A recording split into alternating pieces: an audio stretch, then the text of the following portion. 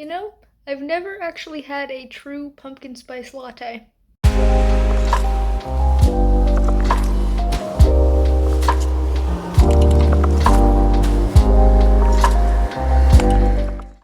Hello everybody, my name is Danny and welcome back to my channel. Today I have for you the pumpkin spice latte basic book tag. I saw this a couple of weeks ago over on the channel Barb's Bookland. Wow, I feel like I'm saying a lot of B words today. I will link her channel down below for you to check out that video.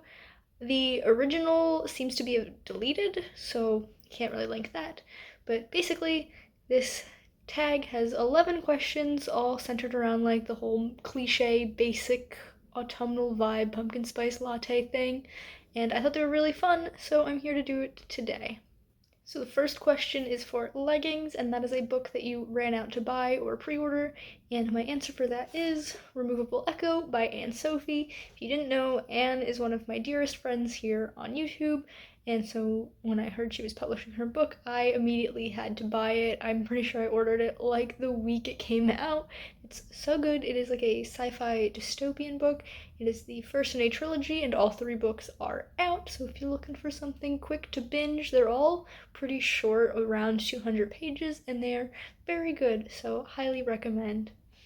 Then we have Uggs, which is for a book that isn't so great on the outside, but is very good on the inside, and for that I have picked Reckless by Cornelia Funk. This is quite the cover. It's an interesting one. It's not my favorite, but it shows you some stuff to do with the story, I guess. This did actually get a like redesign, like they kind of rebooted the series in like 2015, 2016 around the release of the third book. So this book and the second book Fearless got renamed into a new like naming convention. They got new covers and they all look gorgeous now, but this is the like really original cover from I want to say oh it's sliding out of the jacket 2008 2010 is when this came out, so can't buy it like this anymore. The third question is for Infinity Scarf, and this is a book that went on for way too long and you thought would never end. For this I put Northanger Abbey by Jane Austen. I read this in August or September. It was like relatively recently, and I was not having a good time. It kind of just dragged on, and I didn't really care about any of the characters or the plot. And it's not a super long book, but it is dense, and I had a hard time getting through it, but get through it I did, and then I unhauled my copy because there was no way I was ever gonna put myself through that again. For Sweater, the question is a book that's at the top of your TBR right now. For that, I have Rebecca by Daphne du Maurier. I have this god awful Netflix adaptation cover. It's so bad, and I'm actually currently reading it. As you can see, I'm most of the way through. I'm on page 318 out of I think like 380 something, so I'm almost done, and honestly, I might finish this today because it's so good and I just want to keep reading it. Number 5 is Messy Bun, and that is a book that was easy, cute, and fluffy. And for that, I have picked A Little Something Different by Sandy Hall. First of all, look at this gorgeous cover. I'm obsessed. I've had this book since it came out because Sandy Hall is actually from the same hometown as me, and I got to meet her, and she signed my book. And I love this book so much. It's got 14 different points of view. It is a nice, sweet college age romance. It's not at all difficult to get through because it's just a light, fluffy romance. It also has POC rep and a little bit of queer rep and disability rep. It's all around just such a good book, and I think it'd be perfect for like a nice, light, autumny read if anybody's looking for that. Number 6 is Glasses, and that is a book that opened your eyes to something new, and for that I have picked There by Tommy Orange. I actually took a class in college called Native American Fiction, and as you can imagine, we read Native American fiction. We read books from all different time periods. We read some Louise Erdrich, which I really enjoyed her stuff. That's when I read Trail of Lightning by Rebecca Roanhorse, and I really enjoyed that. Then we also read There by Tommy Orange, which I think came out like that year. Like it was a new release when we read it, and it's a very complicated plot. I want to say there's a lot of like threads going on all at once that don't really come together until the very end, but when they come together, it's like so well done. And it deals with a lot of issues that Native Americans face in the world today. And I just love this book. I've reread it like 2 or 3 times since taking that class, and I definitely want to reread it again this year if I can fit it in. And the opening introduction talks about Thanksgiving and the misconceptions with that involving Native Americans, and so it feels like a very November book to me because of that. As an American, I celebrate Thanksgiving in November, and also these colors are just very autumnal. Number 7, the prompt is makeup, and that is to choose a book with great color combinations on the cover. For that, I have picked Break the Bodies, Haunt the Bones by Micah Dean Hicks. And I just love these colors, like the very saturated, like reds and oranges, and this navy blue, and you've got like the shocks of yellow.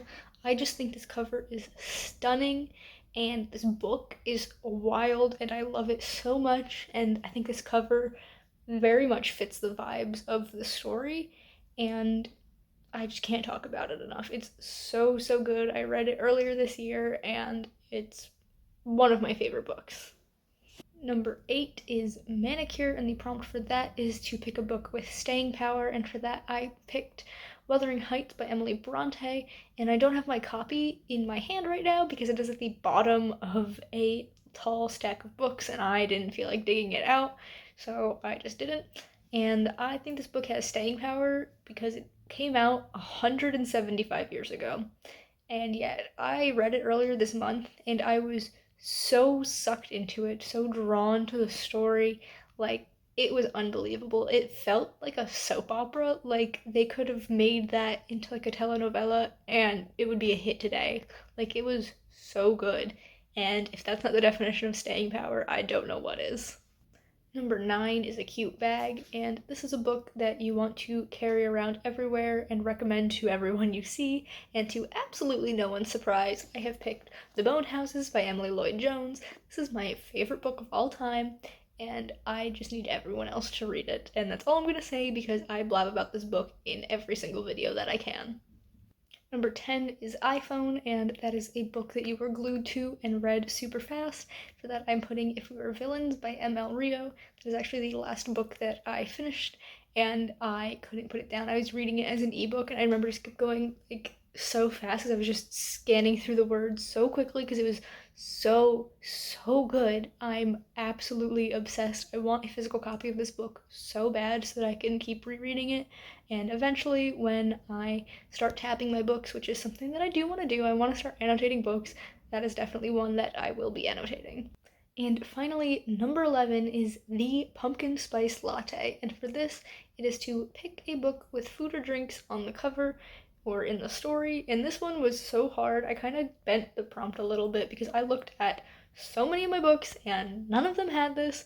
And then I finally just went with my choice for this, which is Mob Psycho 100 Volume 3.